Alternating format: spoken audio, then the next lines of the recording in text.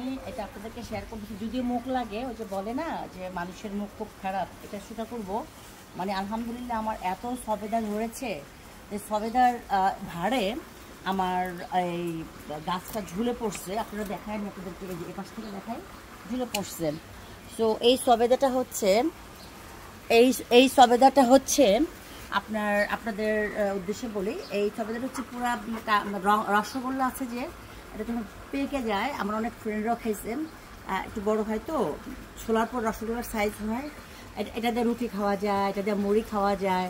মানে আমি বাজারে একদম অনেস্টলি টকিং, মানে প্রমিস বাই গড, আমি বাজারে এই সবেদা দেখি নাই। এটা আল্লাপাক আমাকে মিলাই দিচ্ছেন। আপনারা যদি দেখেন সবেদা গাছ থাকে, এই দেখেন কি পরিমাণে সবেদা হয়েছে। আলহামদুলিল্লাহ, আলহামদুলিল্লাহ, সুবহানাল্লাহ। মানে এটা হচ্ছে আল্লাহ পাকের অশেষ রহমত। আমি আল্লাহ পাকের ভরসার উপরে কোনো ভরসা রাখি না। আমি জানি যে আল্লাহ পাকের কাছে যা চাই আল্লাহ পাক তাই দেন। আল্লাহ পাক আমাকে অজস্র ফল ফুল দিছে। এবার কিন্তু মানুষের মুখে আমের মধ্যে অনেক পোকা হয়েছে, পেয়ারার মধ্যে অনেক পোকা হয়েছে। আপনারা দোয়া করুন যেন সবেদার মধ্যে পোকা না। আমি যদিও জাদুর লাগাইছি, তাবিজ লাগিয়েছি, তো তাবিজটা আমি আপনাদেরকে নিয়ে আরেকদিন ভিডিও করবো তাবিজের, যে তাবিজের ভিতরে এই পরিমাণ পোকা ঢুকছে, ওটার নাম হচ্ছে তাবিজ। ওটা আমি আরেকদিন দেখাবো। আমি আজকে শুধুমাত্র সবেদা দেখানোর জন্য আপনাদের ভিডিওটা করতেছি। এই হচ্ছে সবেদা। সবাই ভালো থাকবেন, আল্লাহ হাফেজ।